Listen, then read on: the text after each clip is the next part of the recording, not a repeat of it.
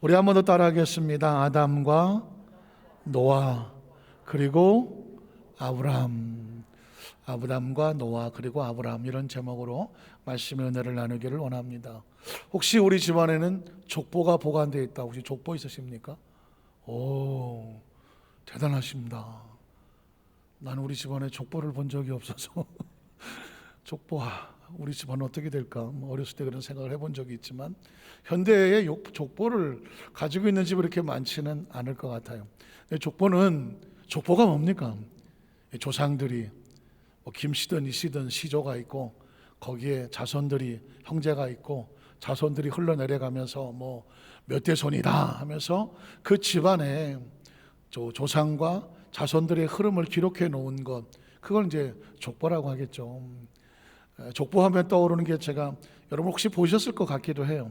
아주 오래전에 방송국에서 골동품 같은 걸 가지고 나오면 이게 진품인가 아니면 가품인가 전문가들이 감정을 해서, 진품이면 수백만 원에서 수천만 원, 아니 그 이상의 가치가 나오는 것을 발견하고 깜짝 놀라기도 하는데, 어떤 젊은 부부가 할머니 할아버님이 시골에 사시다가 돌아가셔서 그 유품을 정리하다 보니까 낡은 벽장 안에서 뭔가 한문으로 쓴 고문서가 하나 나온 거예요.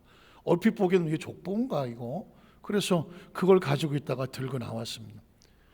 그래서 그 전문가가 그거를 감정을 해보다가 말을 못해요. 이게 뭐냐고, 진짜냐 가짜냐 했더니, 진품은 확실한데 내용을 말하기가 좀 그렇다. 그래서 괜찮다고. 정말 괜찮겠느냐 그랬더니 괜찮다고. 그랬더니 그 감정가가 뭐라고 말하냐면요, 전문가가, 이건 족보가 아니라 노비문서라고. 그냥 노비문서라고. 그러니까 시골의 할머니 할아버지가 그 집안에 아주 중요한 거라고 정성껏 오랫동안 보관을 했는데, 내용을 알고 봤더니 노비문서라고 해갖고, 그때 많은 대한민국 국민들이 같이 웃었는데, 세월이 지나고 나서 가만히 보니까 이게 웃을 일이 아니네 보니까 가슴 아픈 일이었어요. 조상 중에 노비가 있다. 지금 노비야 무슨 문제가 되겠습니까만은, 어쨌든 그 당시에는 같이 웃기도 하고, 또 지금 생각하니까 가슴 아프기도 하고. 좋은 조상이 있다는 것은 참 축복이죠. 왜냐하면 성경 속에 보면 하나님께서 아담을 지었거든요. 그리고 우리 조상은 아담일 수밖에 없는데, 아담의 후손이 심판을 받고 노아가 새로운 세대가 출발한단 말입니다. 노아의 자손이. 그러면 노아의 자손이 계속 믿음의 세대를 끌고 와야 되는데, 노아의 자손도 흐트러져 버리고 새로운 조상이 출발하는데, 믿음의 조상 아브라함이라고 출발하는 것입니다. 그러니까 그렇다면 그 가정 가운데 무슨 사연이 있지 않겠습니까? 원년이 있으니까 조상이 바뀌고 있는 것이죠. 오늘 이 말씀을 출발하면서 혹시라도 우리가 조상이라는 단어 쓰기 좀 그럴지 모르지만, 예수를 믿고 하나님의 자녀가 되어서 지금 우리의 자손들은 먼 훗날 우리를 뭐라고 말할 거냐면 조상이라고 말할 거예요. 우리 가문의 조상, 먼 훗날에. 그러면 과연 우리는 어떤 조상이 되어야 될까? 어떤 믿음의 조상으로 후배들에게, 후손들에게 기억이 될까? 이건 성경적으로 굉장히 중요한 문제가 됩니다. 우린 첫 번째로 아담과 노아 그리고 아브라함의 출발의 모습을 보겠습니다. 이 사람들은 어떻게 해서 각자 조상들이 되어지는지 성경을 찾아봅니다. 첫 번째, 아담은 창세기 5장 1절로 5절에 이렇게 기록하고 있습니다. 창세기 5장 1절로 5절. 이것은 아담의 계보를 적은 책이다. 족보라는 것이죠. 하나님이 사람을 창조하실 때에 하나님의 모양대로 지으시되 남자와 여자를 창조하셨고, 그들이 창조되던 날에 하나님이 그들에게 복을 주시고 그들의 이름을 사람이라 일컬으셨더라. 아담은 130세에 자기의 모양과 자기의 형상과 같은 아들을 자손이 나왔죠. 이름을 셋이라 하였고, 아담은 셋을 낳은 후에 800년을 지내며 자녀들이 계속 내려왔으며, 그리고 그는 930세를 살고 죽었더라. 이게 아담의 족보예요. 사실 인류 최초의 사람은 아담이라는 것이죠. 그리고 그의 자손들을 낳았다고 말하고 있습니다. 그러나 안타깝게도 기억하시는 것처럼 하나님은 아담이 아닌 아담의 자손들은 홍수의 심판으로 다 죽고 새로운 조상을 출발시킵니다. 그 조상이 누구예요? 노아거든요. 창세기 9장 18절로 19절에 보면 방주에서 나온 노아의 아들들, 정확히 말해서 홍수 심판으로 말미암아 그 이전의 생명은 지금 다 죽었습니다. 그러니까 새로운 생명은 뭐냐면 방주에서 나온 노아의 아들들은 셈과 햄과 야벳이며 함은 가나안의 아버지라. 이들이 새로운 세대가 되는 것이죠. 자, 그 다음 절에 보면 노아의 세 아들로부터 사람들이 온 땅에 어떻게 퍼져 나가더라. 28절로 29절에 보면 또 홍수 후에 노아가 350년을 살았고 그의 나이가 950세가 되어서 노아도 죽었다라는 거죠. 그러니까 사람의 생명은 영원하지가 않잖아요. 한 세대가 또 죽고 한 세대가 가고 다음 세대가 오고, 또 창세기 10장 32절에 보면 그래서 이들은 그 백성들의 족보에 따르면, 노아의 족보죠, 족보에 따르면 노아의 자손들의 족속들이고 홍수 후에 이들에게서 그 땅의 백성들이 땅으로 퍼져 나갔다는 것입니다. 그러면 아까 제가 말씀드렸지만 노아의 자손들이 하나님의 그 계보를 읽어 나가야 되는데 하나님은 노아의 자손들의 이름이 아니라 그 중에 물론 한 족속이긴 하겠지만 한 사람을 선택합니다. 그 사람의 이름이 뭐냐면 아브라함인 것입니다. 아담서부터 노아, 그리고 노아서부터 아브라함을 이루는데 아담도 실패하고 노아의 자손들도 하나님의 눈에 들지를 못하고, 물론 햄과 셈, 야벳이 있지만 그 중에서도 셈의 자손 중에서 한 사람을 선택한 게 누구냐면 아브라함이다. 그래서 창세기 12장 1절로 5절에 보면 그래서 아브라함이 나오는 거예요. 야훼께서 아브라함에게 이르실 때 너는 너의 고향과 친척과 아버지 집을 떠나서, 이제까지 가정에 흐르던 그 족보에서, 육신의 족보에서 떠나서 이제부터는 누가 만듭니까? 내가 너에게 보여줄 땅으로 가라. 이 이야기는 뭐냐면 하나님은 아브라함과 함께 새로운 가문을 일으켜 나가려고 하는 것이죠. 자, 땅으로 가라. 내가 너로 큰 민족을 이루고. 아브라함의 민족을 이룹니까? 하나님께서 민족을 이루게 하십니까? 하나님께서 민족을 이루게 하시고 내게 복을 주어 내 이름을 창대하게 할 것이니 너는 이제 복의 가문이 될 것이다. 복이 될 것이다. 너를 축복하는 자에 내가 복을 내리고 너를 저주하는 자에 내가 저주하리니 땅의 모든 족속이 네가 축복의 통로가 돼서 너로 인하여 다른 사람이 복을 받게 하시는, 너로 말미암아 복을 얻을 것이라 하신지라 하는 거죠. 새로운 세대와 새로운 가문이 출발하고 있죠. 소위 말하여 믿음의 가문이죠. 그래서 아브라함을 뭐라고 부르죠? 믿음의 조상이라고 하는. 자, 그 다음 절에 보면 그래서 이 아브라함이 야훼의 말씀을 따라갔고 롯도 그와 함께 갔으며 아브라함이 하란을 떠날 때에 75세였더라. 아브라함이 그 아내 사레와 조카 롯과 하란에서 모든 소유 얻은 사람들을 이끌고 자기가 하고 싶은 대로가 아니라 하나님 말씀하신 대로 어떻게 했죠? 그 다음 절에 보면 가나안 땅으로 가려고 떠나서 마침내 가나안 땅에 들어갔더라는 것입니다. 우린 여기서 조심스럽게 접근해야 될 게 뭐냐면 하나님께서 아담을 조상으로 세우지 아니하고 아담의 후손들은 안타깝게도 실패를 하고 노아의 자손들도 분명히 햄과 셈과 야벳인데 다 복을 받지는 않아요. 아시는 것처럼 함은 그 아버지에 대한 잘못된 처우로 말미암아 저주를 받는 장면이 나오게 되죠. 그리고 나서 하나님께서는 다른 세대를 찾으시는데 아브라함을 찾았다고 말하고 있습니다. 지금 이 시대 속에서도 하나님은 하나님의 사람을 찾아요. 한번 따라왔을까요? 지금도 하나님께서는 하나님이 세우실 믿음의 조상을 찾고 계신다. 저와 여러분이 예수를 믿고 하나님의 자녀가 되어진다는 것은 제가 마지막 결론의 말씀을 드리겠지만 새로운 세대가 출발되어지는 것입니다. 그러니까 아담과 노아 그리고 아브라함을 통해서 어떻게 하면 이게 복 있는 믿음의 조상이 될 수 있으며 어떻게 하면 우리에게 주신 축복을 우리 자녀들에게 내려주지 못하고 잃어버리게 되나, 우리는 성경은 우리의 그걸 외치고 있단 말이죠. 그러면 두 번째로 이 세 조상들이 하나님과 어떤 관계를 가지고 있는가, 어떤 관계를 가지고 있는가. 자, 창세기 3장 8절로 12절에 보면 아담과 하나님과의 관계입니다. 그들이 그날 바람이 불 때에 동산에 거니 있은 야훼 하나님의 소리를 듣고 아담과 그의 아내가 야훼 하나님의 낯을 즐거워하여 달려나가면 관계가 좋은 건데 낯을 피하여 동산나무 사이에 숨었다라고 말하고 있습니다. 지금 관계가 좋습니까? 아니면 관계가 떨어져 있습니까? 떨어져. 조심스럽지만 내가 이때까지 신앙생활 하면서 나도 하나님을 피하여 숨어본 적이 있다. 솔직히 자수하여 광명 찾자. 예, 여러분이 손 안 드니까 저만 들고 있는 거예요. 저도 짧은 시간이지만 하나님과의 관계가 끊어져서 아주 고통스러운 적이 있었습니다. 하나님의 소리가 들려오는데 달려나가지를 못하네. 제가 그전에 얘기했잖아요. 아니, 예전에 제가 광주에서 군대 생활을 했는데 거기서 교회 종소리가 들리는데 그 근처에 있는데 제가요 가슴을 쳐요. 교회를 못 나간 지가 1년이 넘었거든.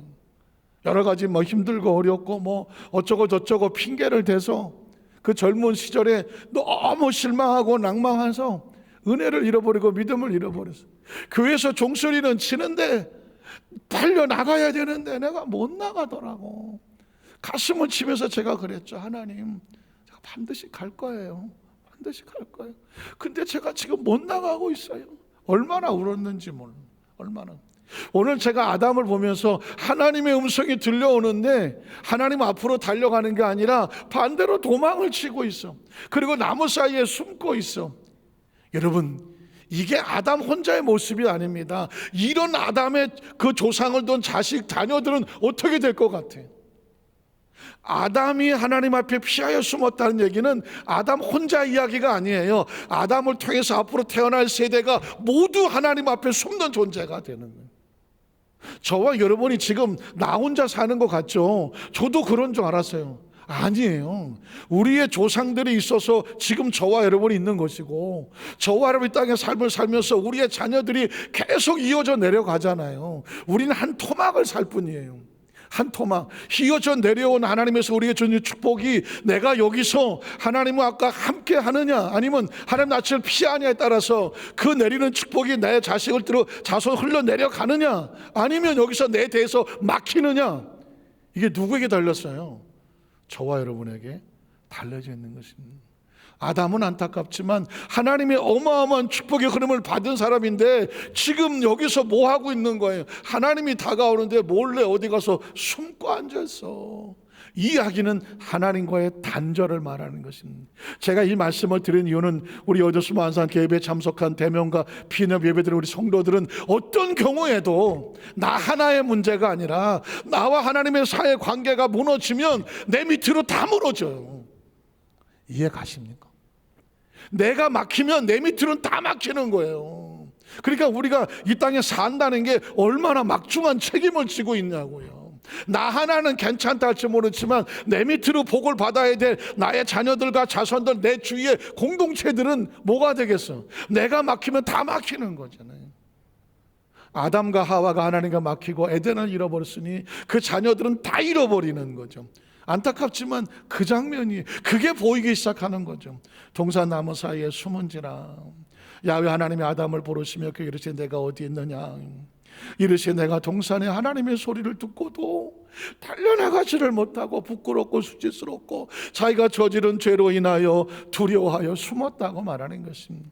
이르시되 누가 너의 벗었음을 내게 알렸느냐, 내가 내게 먹지 말라 명한 그 나무 열매, 하나님 말씀을 네가 왜 어기고 네 마음대로 불순종하고 내가 먹었느냐.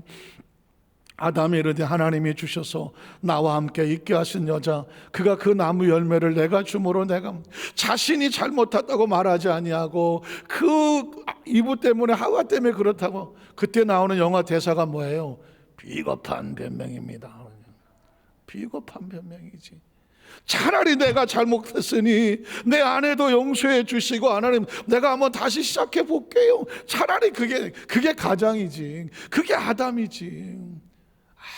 하나님, 저 하나님이 주셨던 저 여자 때문에 내가 그걸 먹었어요. 초라하게 비겁하게 변명을 내리고 있지.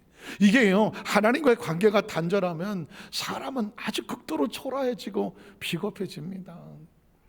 안타깝지만 그 다음 절에 보니까 17절 19절에 아담에게 이르시되 내가 내 아내의 말을 듣고 내가 내게 먹지 말라 나무 열매. 말이 길지만 네가 나를 버리고 단절됐다는 거죠. 너와 나 사이가 단절이 됐은즉 어떻게 될 것 같아요? 땅은 너로 말미암아 저주를 받고, 너 때문에 저주를 받는 거죠. 너는 내 평생에 수고하여 그 소산을 먹으리라. 아까도 말씀을 드렸습니다. 이건 아담 혼자로 끝나지 않아요. 아담이 이렇게 이 저주를 받으면 그 저주가, 그 자식은 어떻게 되겠어? 이건 조상이 저주를 받으니까 그 자식은 하나님과 막혔으니까 다 막혀버리는 거예요. 그래서 첫사람 아담은 실패했다라고 말하는 이유가, 그래서 인간에게 원죄가 흐른다고 말하는 것은 뭐냐면 아담의 실패로 인하는 거예요. 그 소산을 먹으리라.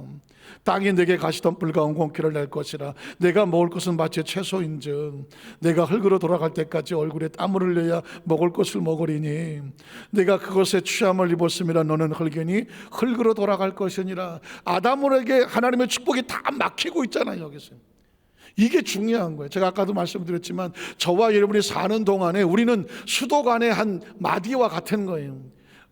마디아와 같아. 흘러내려는 것이 나에게 잘 흘러서 내 밑으로 흘러내려가게 된 사명이 저와 여러분에게 있는 거예요.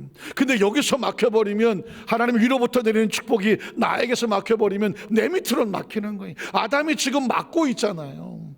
것이니라 하신지라. 21, 24절은 결국은 아담은 모르는 것을 잃어버립니다.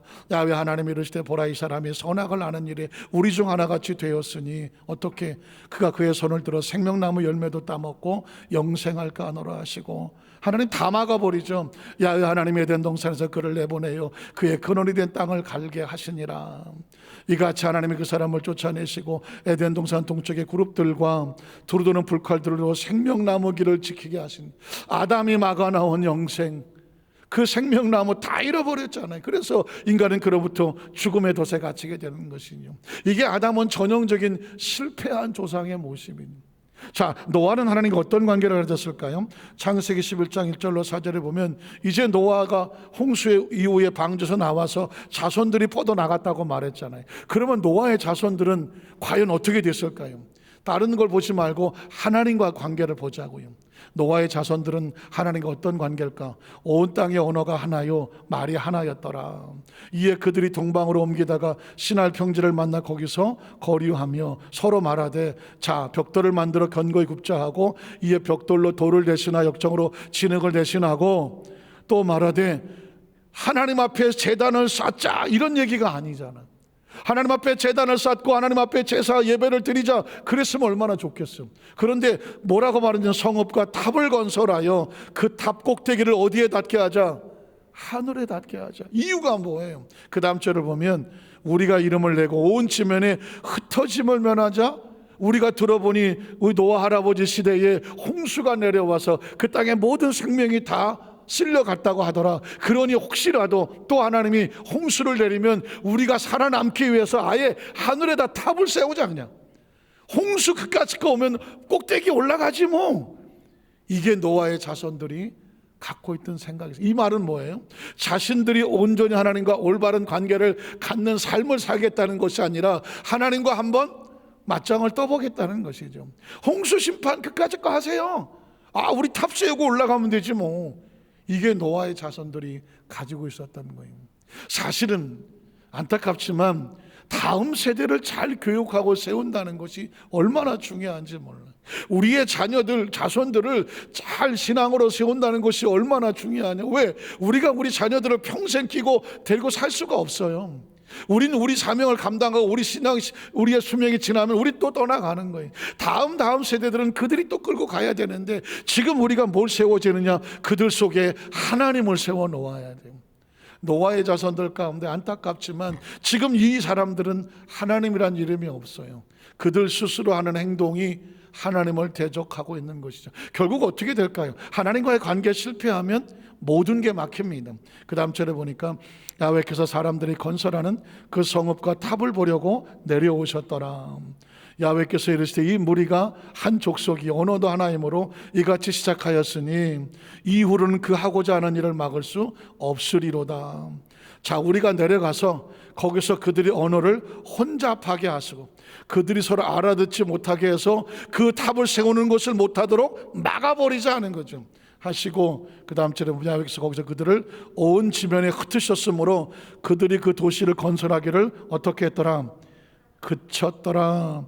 9절에 보면 그래서 그러므로 그 이름을 바벨, 저 유명한 바벨탑, 혼돈과 혼잡이라고 하니 이런 야훼께서 거기서 온 땅의 언어를 어떻게 했더라? 혼접하게 하셨으므로 야훼께서 거기서 그들을 온 지면에 흩어버렸다는 것입니다. 아담은 에덴을 상실하고 에덴과 분리되고 노아의 자손들은 그들이 모아놓은 것이 어떻게 다 흩어져 버리고 말았습니다. 왜 그럴까요?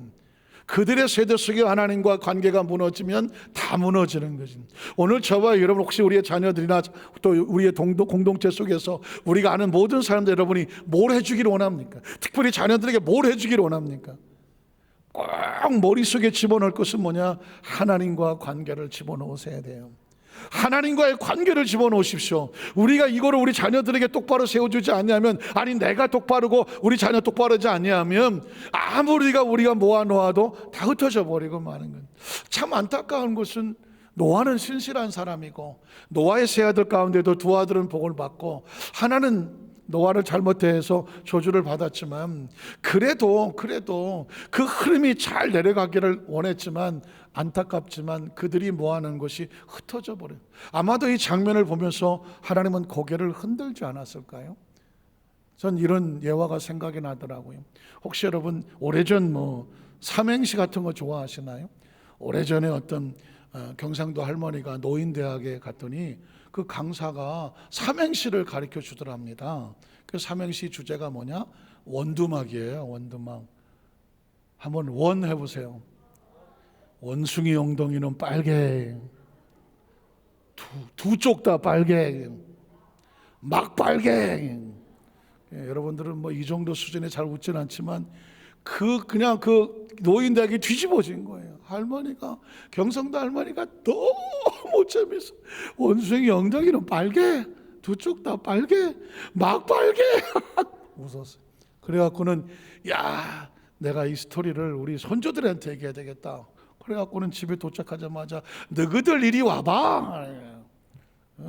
이 할머니가 너희들에게 삼행시 쪼까 가르쳐 쪼까는 전상서 전라도 말인데 하여튼 가르쳐 주려고 한다 하면서 불렀어요.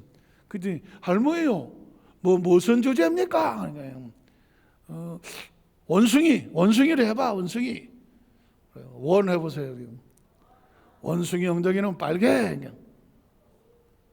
숭하게 빨개. 이게 아닌데 이해가 가십니까?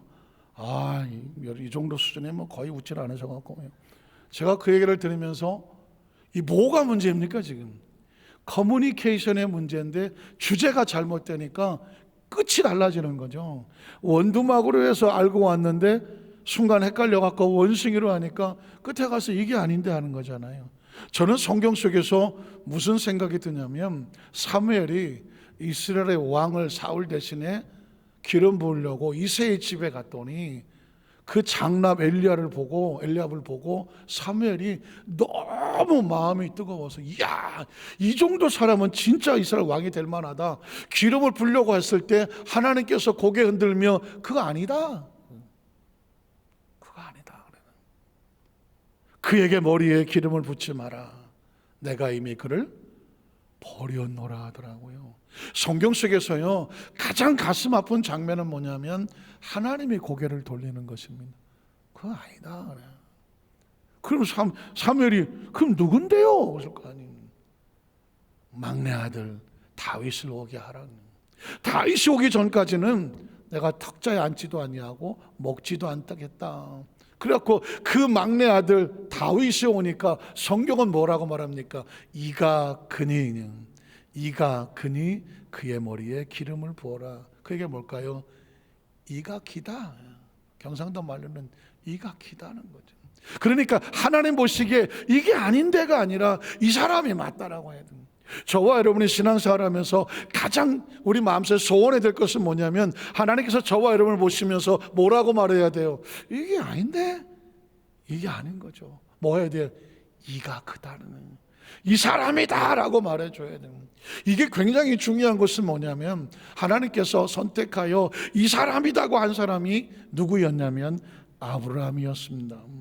창세기 22장 9절로 12절에 보면 하나님이 그에게 일러주신 곳에 이른지라 이 아브라함이 그곳에 제단을 쌓고 나무를 버려놓고 그의 아들 이삭을 결박하여 제단 나무 위에 놓고 손을 내밀어 칼을 잡고 그 아들을 잡으려고 하니 야훼의 사자가 하늘에서부터 그를 불러 이르시되 아브라함아 아브라함아 하시는지라 아브라함이 이르되 내가 여기 있나이다 하매 사자가 이르되 그 아이에게 내 손을 대지 말라 그에게 아무 일도 하지 마라. 그 다음 절을 기억하십시오. 내가 내 아들 내 독자가 아이도 내게 아끼지 아니하였으니 내가 이제야 내가 하나님을 경외하는 줄을 알았다는, 이제 내가 네가 진짜인 줄 알았다는 것입니다.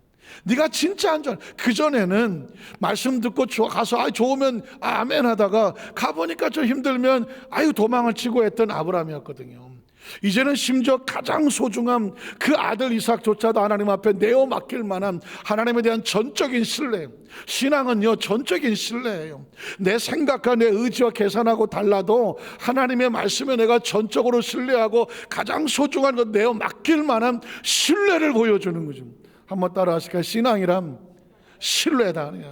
신뢰입니다. 신뢰인 거예요. 자기 자식을 맡길 정도면, 그것도 죽음의 자리 같은데 기꺼이 맡길 정도면 하나님은 내 자식을 죽일 생각이 없어. 하나님 반드시 내 자식을 살릴 거다는 거예요. 믿으시면 아멘 하시기 바랍니다. 한나가 지금 자식이 없어요. 근데도 하나님께서 엘리를 통해서 내 기도를 내가 들었고 너에게 구하는 걸 주시리라고 했더니 한나가 집에 돌아가서 다시는 수색이 없었다는 겁니다. 뭐 할까요? 믿고 받아들였다는 것입니다. 아직은 없어도 그걸 신앙이라고 말하는 겁니다. 오늘 저와 여러분에게 하나님께서 하시고 싶은 말씀은 뭐냐? 지금 있는 상황 속에서 기꺼이 하나님에 대한 신뢰, 기도하느냐 신뢰해라, 찬양하느냐 신뢰해라, 말씀을 듣느냐 신뢰해라, 예수를 믿느냐 신뢰하라, 기꺼이 맡기고 기대하고 기다리는 것이죠. 오늘 아브라함이 그렇게 말을 했습니다. 그랬더니 하나님께서 그거야 내가 원하는 것이. 한번 따라 하실까요? 내가 너에게 원하는 것이 바로 그거다 했습니다. 그래서 하나님께서 아브라함에게 내가 하나님을 경외한 줄을 알았다. 그래서 그 다음 절에 계속 보면 축복이 나오죠. 아브라함이 눈을 들어 살펴본 적 한 수양의 뒤에 있는데 뿔이 수풀에 걸려 있는지라 아브라함이 가서 수양을 가져다가 아들을 대신하여 번제로 드렸더라. 아브라함이 그 땅 이름을 야훼 이레라 하였으므로 오늘날까지 사람들이 이르기를 하나님의 산 야훼 산에서 뭐하리라? 준비되리라.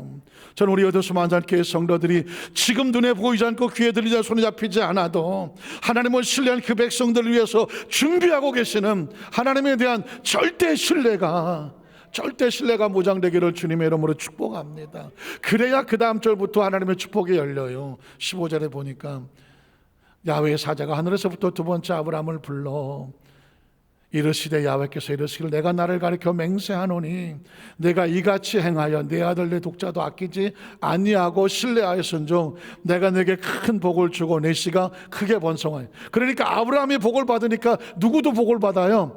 그 씨도 자손도 크게 번성하여 하늘의 별과 같고 바닷가의 모래와 같게 하리니 내 자손이 대적의 성문을 차지하게 될 것이다. 또 내 자손으로 말미암아 천하 만민이 복을 받으리니 이는 내가 나의 말을, 아브라함이 말을 하나님 말씀을 준행하였더니 아브라함과 그의 자손들이 뭐를 받더라? 복을 받더라는 것입니다. 이게 흘러내리고 있는 축복의 말씀이죠. 오늘 마지막 세 번째로 드리고 싶은 것은 뭐냐면, 예수를 믿는다는 것은 마치 아브라함이 하나님의 말씀을 신뢰했던 것처럼 예수를 믿음으로 말미암아 하나님을 신뢰함으로 새로운 세대가 되는 것입니다. 예수님을 구주로 믿으시면 아멘 하시기 바랍니다. 우린 예수님 안에서 새로운 세대가 돼야 새로운 축복을 받습니다. 자, 출애굽기 20장 1절로 6절은 우리 본문인데요, 너무 많이 하는 말씀이고 수천 번도 읽었던 말씀인데 이 말씀 한 구절 구절이 먹먹하게 가슴에 들어와요. 하나님이 모든 말씀으로 말씀하여 이르시되 나는 너를 애굽 땅 종되었던 집에서 인도하여낸 내 하나님 야훼니라. 너는 나 외에는 다른 신들을 내게 두지 말라.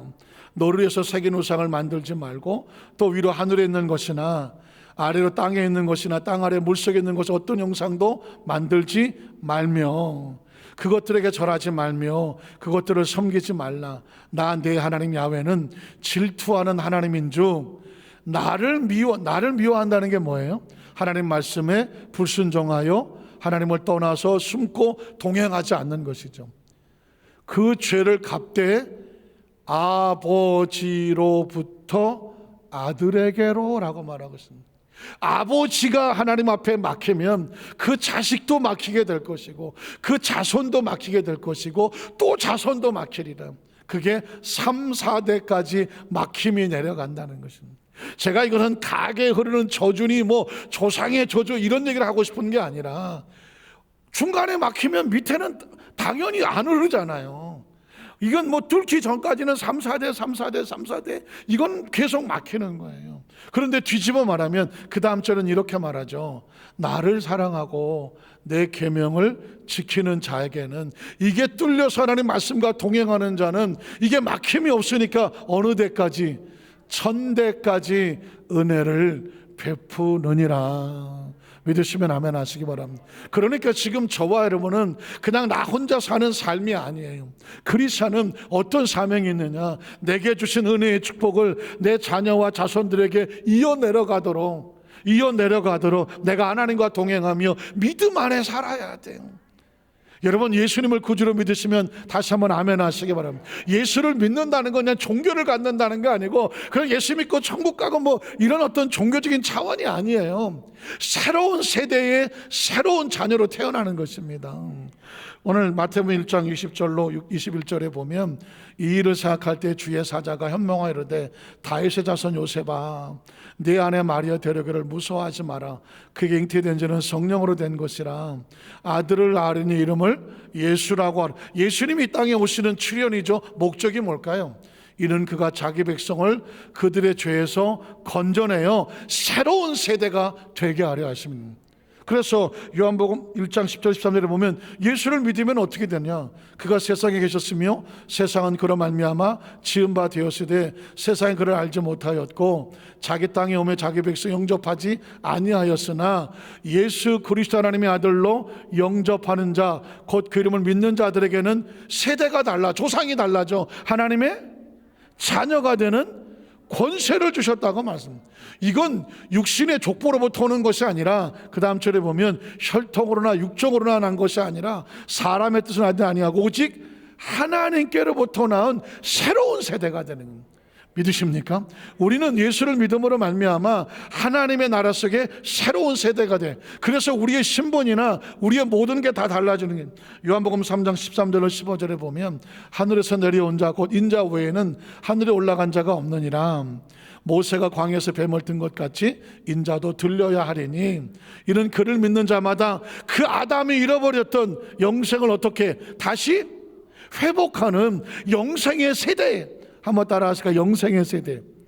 죽음의 세대가 아니라 영생의 세대에 우리의 조상이 되고, 이제 처음 예수를 믿었다면 우리로부터, 만약 우리 위에 누군가 조상 중에 예수를 믿었다면 그때부터 우리의 하나님 나라의 축복이 흘러내려와서 어디로 내려간다? 우리 밑으로 내려가는 영생의 세대의 조상이 되게 하려 하심이라는 것입니다. 16절로 17절은 잘 아신 대로 하나님의 세상을 이처럼 사랑하사 독생자를 주셨는데, 그건 뭐냐? 그를 믿는 자마다 멸망의 세대가 아니라 새로운 세대, 영원한 생명을 쌓는 그 세대를 얻게 하려 하심이라. 17절에 보면 하나님이 그 아들을 세상에 보낸 거는 뭐 세상이나 심판하려고 보낸 게 아니라 그로 말미암아 새로운 세대, 세상이 무엇을 받게 하려 하십니다?